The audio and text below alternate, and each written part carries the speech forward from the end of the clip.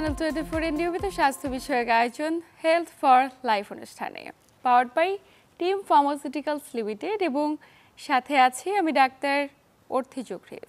দর্শক, কোমর ব্যথা আমাদের দেশের প্রেক্ষাপটে বেশ প্রচলিত একটি জটিলতা এবং দেখা যায় যে কোনো বয়সী ব্যক্তিরাই কোমর ব্যথায় ভুগছেন। তবে কোমর ব্যথা থেকে নিজেকে সুরক্ষিত রাখতে আমাদের কতটুকু সচেতন হওয়া প্রয়োজন এবং সেক্ষেত্রে জীবনযাত্রায় আমরা কী করে পরিবর্তন আনতে পারি এবং কী করে অত্যাধুনিক চিকিৎসা পদ্ধতিতে অভ্যস্ত হতে পারি, আমরা আজ কথা বলবো এই প্রত্যেকটি বিষয় নিয়ে। এবং আলোচনা করবার জন্য স্টুডিওতে আমাদের সাথে উপস্থিত আছেন একজন বিশেষজ্ঞ চিকিৎসক। উপস্থিত আছেন অধ্যাপক doctor Mizanur Rahman Kallol, spine orthopaedic ও trauma surgeon, Dhaka national medical college ও হাসপাতাল। স্যার, স্বাগত আমাদের আজকের আয়োজনে। ধন্যবাদ। স্যার, কোমর ব্যথা নিয়ে আলোচনা করব, খুবই প্রাসঙ্গিক একটি আলোচনা। শুরুতে জানতে চাই যে একজন ব্যক্তির কি কারণে কোমর ব্যথা হতে পারে? আসলে কোমর ব্যথা আমাদের দেশে অতি সাধারণ একটা সমস্যা এবং বিশেষ করে মানে এমন কোনো মানুষ নাই যে জীবনের কোনো না কোনো সময় এই সমস্যাটি তারা ভোগেন না। এই ছোট থেকে শুরু করে বৃদ্ধ বয়স সবারই এটা হতে পারে। তাই এই জন্য বিভিন্ন কারণ থাকে। ছোটদের এক কারণ থাকে, মাঝবয়সীদের এক কারণ, বড়দের এক কারণ, এটা বিভিন্ন কারণ থাকে। হ্যাঁ, যেমন তবে খুব সাধারণ কারণ হলো বিশেষ করে যে আঘাতজনিত একটা কারণ, এটা একটা বড় কারণ। তারপর আপনার যদি যে মেরুদণ্ডে আমাদের যে হাড়গুলো আছে একটা ডিস্ক যদি সরে যায়, আমরা যেটাকে ডিস্ক পোলাপস বলি, হ্যাঁ, যে সেই জন্য হতে পারে। হাড়টি সরে গেলে যেটাকে আমরা স্পাইন্ডালোডিস্থেসিস বলি, হ্যাঁ, যে স্লিপ করে চলে যায়, একটা হাড্ডির উপর একটা হাড্ডি থাকে মেরুদণ্ডের ভার্টিব্রা, ওটা সরে গেল, তখন কোমর ব্যথা হতে পারে। আর আমাদের যে সমস্যাটা হয় আসলে যে আমাদের গ্রামাঞ্চলে প্রচুর মানুষের বসবাস এবং সেখানে মহিলারা বিশেষ করে যে কাজগুলো করেন, তারা সর্বক্ষণিক কাজ করেন, এই রুগীরা আমরা প্রচুর রুগী পাই ধরেন, তারা অত্যন্ত কোমর ব্যথায় ভোগেন। কারণ তারা এই সচেতন হন না যে তাদের অঙ্গভঙ্গি কেমন থাকবে, হ্যাঁ, যে তারা কিভাবে বসবে, কিভাবে দাঁড়াবে, কিংবা কতটুকু জিনিস তারা তুলতে পারবে, এগুলো সম্পর্কে তারা সম্যক জ্ঞান থাকে না। তখন হয়তো দেখা গেল যে 20-25 কেজি তারা একসাথে তুলছে, তারপরে ওখানে অনেক সময় ধান মাড়াই করে, হ্যাঁ, যে অনেক ধান তুলতে হয় মহিলাদের, পুরুষদেরও। এই সমস্ত কারণে তাদের এই কোমর ব্যথাগুলো হয়ে থাকে। আর একটা বিশেষ করে যে চাপ কলে যারা কাজ করে, এটা এখন কিন্তু যদিও যে সাপ্লাইয়ের পানি থাকে কিন্তু গ্রাম অঞ্চলে প্রচুর এবং ইভেন অনেক শহরের বাড়িতেও চাপ কল রয়েছে এবং তারা এই যে চাপ কলগুলো যে চাপে তখন এই যে ডিস্ক যে পোলাপস হয়, এখান থেকে কোমর ব্যথা হতে পারে।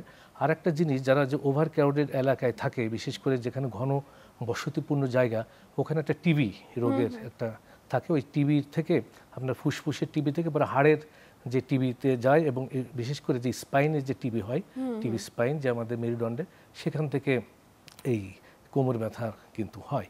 তো এইরকম আর কি বিভিন্ন কারণে এক একজনের এক ধরনের সমস্যা হয়। আর আমরা যে ছোট মানুষের কথা বলছিলাম, বাচ্চাদের কথা, সম্প্রতি দেখা যাচ্ছে যে যারা স্কুল গোয়িং যে বাচ্চাগুলো যারা স্কুলে যায়, এই যে ভারী ব্যাগ যে বহন করে, ভারী ব্যাগ বহন করার কারণে তাদের কোমর ব্যথা হয় এবং এটা অত্যন্ত একটা অমানবিক একটা বিষয়। হ্যাঁ, যে একটা ছোটো ছোটো বাচ্চারা সারা জীবন এই ব্যথাটা নিয়ে, মানে তাদের শুরুই হচ্ছে ব্যথা দিয়ে, শরীরে একটা কোমরে ব্যথা দিয়ে, এবং তারা এটা তো অনেক ধরনের বাচ্চা, প্রায় 30% বাচ্চা বাংলাদেশের স্কুল গোয়িং, তারা ভুগছে এই ব্যথাটাই। একদমই স্যার, বাচ্চারা যেমন ভুগছে, মাঝবয়সী এবং বৃদ্ধ প্রত্যেক বয়সের ব্যক্তিরাই কোমর ব্যথায় ভুগে থাকে।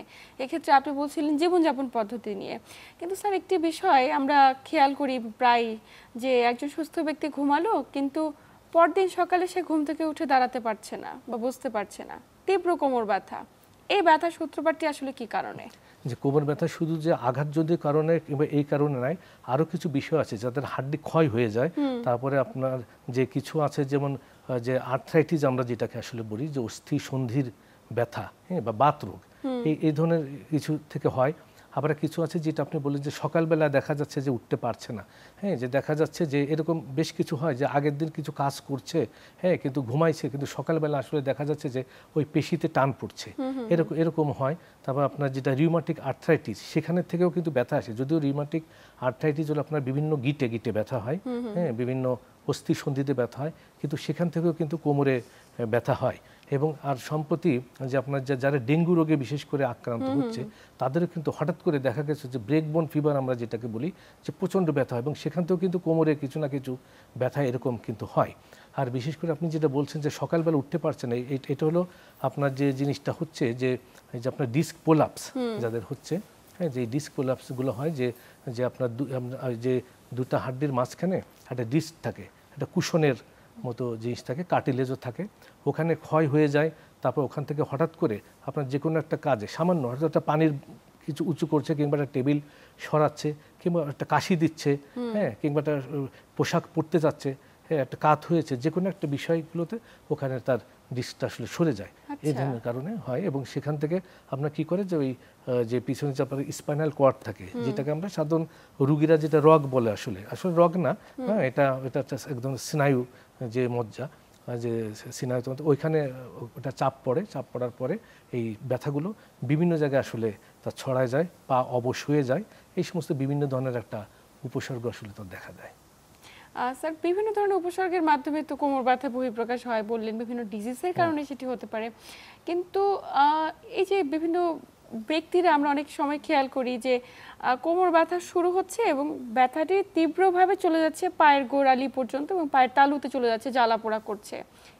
এই কোমর থেকে একদম পা পর্যন্ত যে ব্যথাটি যায়, সেটি আসলে কি কারণে, এটি কি ধরনের ব্যাধি? হ্যাঁ, এটা আসলে যে যখন ডিস্কটা যখন প্রোলাপস হচ্ছে, তখন এটা আপনার স্পাইনাল কর্ডকে চাপ দিচ্ছে, এবং স্পাইনাল কর্ড থেকে যেগুলো যে নার্ভগুলা যে বিভিন্ন জায়গায় যে যাচ্ছে, ওই নার্ভগুলোই আক্রান্ত হচ্ছে। তা আমাদের দেশের লোকেরা অনেক সময় বলে যে আমার তো পায়ে ব্যথা, কিন্তু স্যার কোমরের চিকিৎসা কেন দিচ্ছে?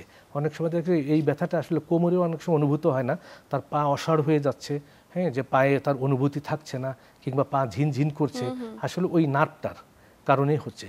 এবং বিশেষ করে আমরা যে ডিস্কের কথা বলি, এটা সাধারণত দেখা যাচ্ছে যে মেরুদণ্ডের ক্ষেত্রে যে আপনার লাম্বার যে 4-5 এবং লাম্বার 5 স্যাক্রাল 1, এই ডিস্কটাই আক্রান্ত হয় বেশি।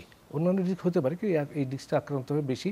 আর যাদের আসলে এই ব্যথাটা অনেকের আবার ঘাড়ের দিকে হতে পারে একই সে, কারণ হাড় তাদের ক্ষয় হতে থাকে, একটা বয়স যে প্রক্রিয়া, এটা সবারই কিছুটা হাড় ক্ষয় হতে থাকে, সেই প্রক্রিয়ার অংশ হিসেবে ঘাড়েও যাদের ব্যথা হয়, সাধারণত সার্ভাইকাল যে 4-5 এবং 5-6, এটা সাধারণত বেশি আক্রান্ত হয়। তা যখন আক্রান্ত হচ্ছে, তখন পিছনে আমাদের ভিতরে যে ওই যে নার্ভটা আছে, নার্ভের উপর তো চাপ পড়ছে, এটা যে নার্ভ এই যে ডিস্কটা যে নার্ভের উপর চাপ দিচ্ছে বলেই এই সমস্যাগুলো আসলে হচ্ছে। তা আমাদের প্রধান উদ্দেশ্য থাকে চিকিৎসার ক্ষেত্রে যাতে ওই চাপটা এটা রিলিফ করা, হ্যাঁ, রুগীকে ওইটা থেকে একটু স্বস্তি দেওয়া, যাতে ওই চাপটা না থাকে। এই জন্য আমরা বিভিন্ন ধরনের আমরা চিকিৎসা দিয়ে থাকি, বিভিন্ন উপদেশ দিয়ে থাকি, এবং বিভিন্ন পরীক্ষা নিরীক্ষা করে দেখি আসলে কোন নার্ভে আসলে চাপটা লেগে আছে। যে এমনি তো বলি যে আমরা নার্ভে চাপ লেগে আছে আমরা বুঝছি, কিন্তু আসলে স্পেসিফিক বা কিছু পরীক্ষা করলে ওটা বোঝা যাবে। আর তাছাড়া যাদের ডায়াবেটিস মেলাইটাস থাকে, ডায়াবেটিস রোগ থাকে, তাদের আসলে এই সমস্ত সমস্যা আক্রান্ত হওয়ার ঝুঁকি আবার বেশি থাকে। সেই জন্য, এবং ঝুঁকি বেশি থাকলেও যে তাদের রোগ থেকে যে মুক্তি পাবে, সেই প্রক্রিয়াটা আসলে খুব ধীর স্থির গতিতে হয় যাদের এই ডায়াবেটিস থাকে। এই জন্য আমরা ডায়াবেটিসও চেক করে নিই, এবং সেই মতো তাদেরকে আসলে আমরা উপদেশগুলো দিয়ে থাকি। নিশ্চয়ই স্যার, আমরা বিভিন্ন বয়সী ব্যক্তিদের তো ডিজিজগুলো নিয়ে আলোচনা করলাম, কোমর ব্যথা কী কারণে হয়। একটি বিষয় ক্ষেত্রে চলে আসে গর্ভবতী মা আফটার প্রেগনেন্সি, যখন বাচ্চা ডেলিভারি হয়ে যায়, ম্যাক্সিমাম মায়েদের কমপ্লেন থাকে যে দীর্ঘ সময় তাদের কোমর ব্যথা করছে, এবং তারা কমপ্লেন করে থাকে যে সিজারিয়ান সেকশনের কারণে তাদের যে অ্যানেস্থেসিয়া করা হয়েছে, ওই অ্যানেস্থেসিয়ার কারণে তাদের আসলে এই ব্যথা। আসলে কি সেটা অ্যানেস্থেসিয়ার ব্যথা? হ্যাঁ, এটা হতে পারে। এটা একটা ইম্পর্টেন্ট বিষয় যে গর্ভবতী মারা প্রায়, বিশেষ করে যাদের সন্তান প্রসবের পরে এই অভিযোগগুলো করে থাকেন। হ্যাঁ, যখন তাদের স্পাইনালটা দেওয়া হয়, অনেক সময় যে স্পাইনাল জায়গায় অনেক সময় ইনজুরি হয়, হ্যাঁ, কারণ একবারেই কিন্তু খুব কম অ্যানেস্থেটিস্ট আছেন যে যারা একবারেই কিন্তু পুশ করতেছেন, একবারে এরকম কিন্তু খুব কম আছেন। দেখা গেলো যে কয়েকবারের চেষ্টায় তারা হচ্ছে, তখন এই ক্ষেত্রে তখন আশেপাশে যে টিস্যু ইনজুরি হয়, নার্ভ ইনজুরি হতে পারে, এই ক্ষেত্রে তাদের এই ব্যথাটা দীর্ঘদিন থাকে, এবং বারবার তারা এই কোমর ব্যথার অভিযোগটা আসলে তারা করেন। এই ক্ষেত্রে যিনি অ্যানেস্থেসিস দিবেন, যে সিজারের আগে ওই তাড়াহুড়ো করে না দিয়ে একটু সময় নিয়ে এদের যদি দেন, তাহলে এই সমস্যাটা পরবর্তীতে আসলে আর দেখা দেয় না। এটিও খুব গুরুত্বপূর্ণ। এবং স্যার, পাশাপাশি আরও একটি বিষয় এক্ষেত্রে চলে আসে, কিন্তু যে যেহেতু 9 মাস ধরে একটি ভারী বেবি ক্যারি করছে সে, এটির কারণেও তো হয়তো মেরুদণ্ডের উপর কিছুটা চাপ পড়ে, এই প্রভাব পড়ার কারণেও পরবর্তীতে ব্যথা থাকার সংখ্যা এটা আসলে তখন থাকে, কিন্তু যখন ডেলিভারিটা হয়ে যায় তখন ওই চাপটা আসলে থাকে না। কিন্তু আরেকটা জিনিস, যখন আমাদের গর্ভবতী থাকে তখন আমাদের অনেক মহিলারা করে কি খাওয়াটা কমায় দেয়, এটা আসলে ঠিক না। তখন আসলে বেশি পুষ্টিকর খাবার খেতে হয়, কারণ বেশি পুষ্টিকর খাবার খেলে যে শুধুমাত্র যে বাচ্চা এবং তার স্বাস্থ্য সুরক্ষা হবে তা না, হাড়ের স্বাস্থ্য সুরক্ষা হয়। কারণ আমরা সবসময় জানি যে হাড়ের যে ক্যালসিয়ামের যে বিষয়টা, ক্যালসিয়াম ম্যাগনেসিয়াম এই যে বিষয়গুলো আছে, এগুলো ভালোভাবে আসলে মেনটেন করতে হয়। এই জন্য তাদের প্রচুর ক্যালসিয়ামযুক্ত খাবার, যখন গর্ভবতী হয়ে যায় ক্যালসিয়ামযুক্ত খাবার কিন্তু প্রচুর খেতে হয়। তার মানে এই নয় যে একজন খুব বেশি মোটা হয়ে যাবে, হ্যাঁ, কারণ মোটা কিন্তু এই যে আমাদের কোমর ব্যথার একটা বড় একটা কারণ কিন্তু আবার স্থূলতা। আমাদের বর্তমানে যে খাদ্য যে ব্যবস্থা যে গড়ে উঠছে, যে ফাস্ট ফুডের দিকে বলেন, জাঙ্ক ফুডের দিকে, এই যে ছোট থেকে শুরু করে বড়দের যে একটা প্রবণতা, হ্যাঁ, কিংবা অনেক সময় বাঁচানোর জন্য, হ্যাঁ, কিংবা যারা অফিসে কাজ করে তাদের এই যে একটু সহজ খাবার করার জন্য এই খাবারগুলো, ক্ষতিকর খাবারগুলো গ্রহণ করছে, এতে তাদের স্থূলতা হচ্ছে। এই যে এই স্থূলতা যদি কমানো যায় তাহলে এই কোমর ব্যথা কিন্তু সবারই কিন্তু আসলে কমে যাবে। একটা বড় একটা অংশ আমাদের সমাজের কিন্তু এই স্থূলতায় কিন্তু আক্রান্ত। একদমই তাই। এবং স্যার আসলে কোমর ব্যথাটি কি কারণে, মানে তার দীর্ঘদিন ধরে কোমর ব্যথা করছে, তিনি সচেতন হচ্ছেন না, মাঝে মাঝে ব্যথানাশক ওষুধ খেয়ে নিজেকে একটু সুরক্ষিত রাখছেন কিংবা জীবনযাপন পদ্ধতি স্বাভাবিক চালিয়ে যাওয়ার চেষ্টা করছেন, কিন্তু এটি তার পরবর্তীতে কতটুকু ক্ষতির কারণ এবং সেক্ষেত্রে দ্রুত সময় শনাক্ত করাটা আসলে কতটুকু জরুরি বলে মনে করেন? হ্যাঁ, দ্রুত সময়ে শনাক্ত করা তো অবশ্যই জরুরি, কিন্তু আমাদের আসলে সামাজিক যে প্রেক্ষাপট দেখা যাচ্ছে যে আমাদের যে ঘরের যে মহিলারা তা কাজ করছেন তো করছেনই, যে তারা অনেক সময় যে মানে একটা চিকিৎসকের কাছে যাবে, পরামর্শ নিতে যাবে, সেই সুযোগ হয়তো অনেকের আসলে গড়ে ওঠে না। আবার অনেকে ইচ্ছা করে এটা অ্যাভয়েড করেন যে একটু কোমর ব্যথা হচ্ছে, আমি এই ডিসপেন্সারি থেকে ওষুধ নিয়ে খাই। এটা একটা খারাপ দিক, যে দেখা যাচ্ছে যে অনেকের এই যে যখন তখন যে ব্যথার ওষুধগুলো খাচ্ছে, এতে দেখা যাচ্ছে যে তার কিডনি নষ্ট হয়ে যাওয়ার, কিডনি বিকল হয়ে যাওয়ার সম্ভাবনা অনেক বেশি থাকে, বিশেষ করে এই যে ব্যথানাশক ওষুধগুলা। এবং এগুলো আমাদের যে ফার্মেসির লোকজন যারা এই যে ওষুধের ব্যবসা করেন তারা অনেকাংশে দায়ী। গেলে একটা ওষুধ দিয়ে দিচ্ছে, কিন্তু প্রেসক্রিপশন ছাড়া আসলে কোনো পেন কিলার আসলে কাউকেই দেওয়া উচিত না। কারণ একটা পেন কিলার দিয়ে তাকে হয়তো ব্যথা আমরা কমাচ্ছি, কিন্তু আদতে তাকে আমরা ক্ষতি করে দিচ্ছি।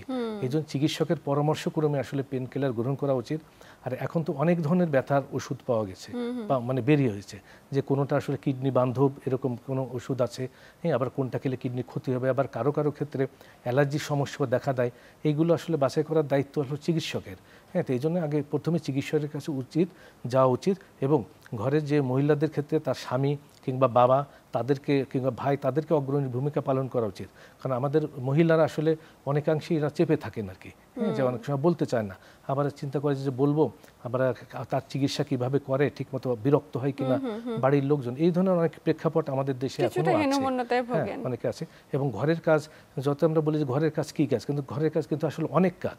হ্যাঁ, আমি তো দেখছি যে প্র্যাকটিক্যাল জীবনে আমি যখন এই যে রুগীরা আসে বলে তো এই ধরনের আসলে তাদের যে একটা মানুষের যদি প্রথমে যদি আমরা চিকিৎসকের কাছে যাই, সেটা হোক সামান্য ব্যথা, হ্যাঁ, কিন্তু যদি প্রপার যদি ডায়াগনোসিস করা যায় তাহলে পরবর্তীতে তার অন্যান্য স্বাস্থ্য সমস্যাগুলো আসলে আমরা অ্যাভয়েড করতে পারবো। একদমই। আমরা স্যার লাইফস্টাইল নিয়ে কথা বলবো, যেহেতু আজকের পুরো আলোচনাটি লাইফস্টাইল ঘিরে। কারণ একজন ব্যক্তি যদি জীবনযাপন পদ্ধতি পরিবর্তন না করতে পারে, তার কোমর ব্যথা কখনোই ভালো করা সম্ভব নয়। এবং কোন পার্টিকুলার ডিজিজটার কারণে হচ্ছে সেটাকেও ফাইন্ড আউট করা জরুরি। স্যার, যখন ফাইন্ড আউট করে ফেলেন, একটু জানতে চাই যে পিএলআইডি তো একটি বড় সমস্যা কোমর ব্যথার, এবং অধিকাংশ ব্যক্তিরাই দেখা যায় পিএলআইডিতে ভুগছেন। এটি চিকিৎসা পদ্ধতি সুবিধা কি রয়েছে? এটা চিকিৎসা আমাদের যে অনেকের ধারণা আছে, অনেক চিকিৎসকরা আসলে দায়ী, যে গেলেই বলে কি যে আপনার যে পিএলআইডি দেখলেই বলে যে আপনার অপারেশন করতে হবে। আসলে ঠিক না, অপারেশন খুব অল্প রুগীদের ক্ষেত্রেই আসলে লাগে। হ্যাঁ, যে প্রথমে যদি আমরা লাইফস্টাইল চেঞ্জ করি, প্রথমে যে কোনো পিএলআইডিতে আমরা কিছু ব্যথানাশক ওষুধ দিতে হয় যে সাময়িক তার ব্যথাটা কমানোর জন্য, তারপর কিছু নার্ভের কিছু ওষুধ আছে সেই ওষুধগুলো দিতে হয়, আর কিছু মাসেল রিল্যাক্সেন্ট, মাসেল মানে মাংসপেশি শিথিলকরণ ওষুধ, এই তিনটা ওষুধ হলো আপনার একটা কমন। এটা কিছুদিন দিয়ে তারপর তার কিছু আমরা ব্যায়াম দিই, মানে ব্যায়ামের উপর আসলে কোনো কিছু নাই, ব্যায়ামটা হলো খুব জরুরি। ক্ষেত্রে আমরা শিখিয়ে দেব যে কী ধরনের ব্যায়াম করতে হবে। আমাদের দেশের এখন বর্তমানে যে ইউটিউবটা হয়ে অনেকের একটা মানে এই সমস্যাটা বেড়ে গেছে, দেখা গেলো ইউটিউব দেখে দেখে তারা ব্যায়াম করে, এতে তার সমস্যাটা আরও বেড়ে যায়। হ্যাঁ, সে জানে না যে তার জন্য কোন ব্যায়ামটা আসলে প্রযোজ্য। সবাই কিন্তু সব ব্যায়াম করতে পারে না, হ্যাঁ, এখানে কিছু বিচার করতে হয়, কিন্তু তার ইউটিউব দেখে ব্যায়াম করে আরো সমস্যাটা আরো বাড়ায় নিয়ে আসে। এটা মানে পার্টিকুলার তার জন্য কোন ব্যায়ামটা প্রয়োজন এটা চিকিৎসকরা দেখায় না করে তিনি একটা ইউটিউবে বিভিন্ন ধরনের ভিডিওগুলো দেখে নিজে নিজে করছে, তাতে করে নিজের ক্ষতি বাড়াচ্ছে। তা আমাদের যেটা করতে হবে যে আমরা আসলে দেখিয়ে দিই যে আসলে কোন ব্যায়াম, আর ফিজিওথেরাপিস্টের কাছে পাঠাই আমরা, অর্থোপেডিক সার্জনে পাঠাই এবং আমরা উল্লেখ করে দিই যে আসলে তাকে কোন ধরনের থেরাপি দিতে হবে। তা ফিজিওথেরাপি, ওষুধ এবং আপনার যে লাইফ স্টাইল মেনটেন করে এটাই কিন্তু যথেষ্ট। অপারেশন অনেক পরে, অপারেশন পরে কখন, যখন তার পায়খানা প্রস্রাব হয়তো বন্ধ হয়ে যাচ্ছে, পা একেবারে অসর হয়ে যাচ্ছে, হ্যাঁ, তার জীবনযাত্রা একেবারে ব্যাহত হয়ে যাচ্ছে, তখন হ্যাঁ, কিন্তু ওই পর্যন্ত যাওয়ার আগেই যদি তার চিকিৎসা করা হয় তাহলে অপারেশন পর্যন্ত যাওয়া লাগে না, সে একজন সুস্থ সুন্দর জীবনযাপন করতে পারে আসলে। আর বেস্ট হলো একজন যে আপনার এই যে শরীরের যে আপনার এই হাড্ডিগুলো যে মেনটেন করা আসলে, যে আপনি কোনভাবে বসবেন, কিভাবে জিনিস আপনি উঠাবেন, হ্যাঁ, দেখা গেলো একটা জিনিস পড়ে গেছে হুট করে তুলতেছেন, এতে অনেক সময় কিন্তু পিএলআইডি হয় এবং পিএলআইডি যাদের থাকে তাদের ব্যথাও কিন্তু বেড়ে যায়। আমরা তখন বলি যে আপনি বসে তারপরে জিনিসটা তুলবেন, জিনিসগুলো দেখিয়ে দেওয়া আর কি।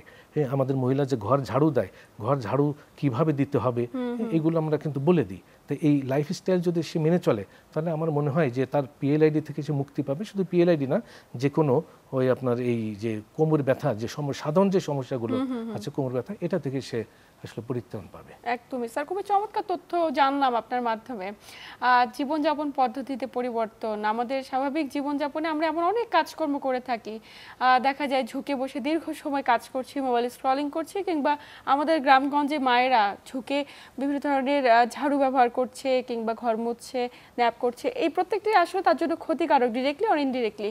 এই বিষয়গুলোকে ইগনোর করাটা অত্যন্ত জরুরি। স্যার, আপনাকে আন্তরিক ধন্যবাদ। ধন্যবাদ আপনাকে, ধন্যবাদ চ্যানেল 24 এর দর্শকদের। প্রিয় দর্শক, এই ছিল আমাদের আজকের আয়োজন। এতক্ষণ সাথে থাকার জন্য সবাইকে আন্তরিক ধন্যবাদ। সবাই ভালো থাকুন, সুস্থ থাকুন এবং চ্যানেল 24 এর সাথেই থাকুন।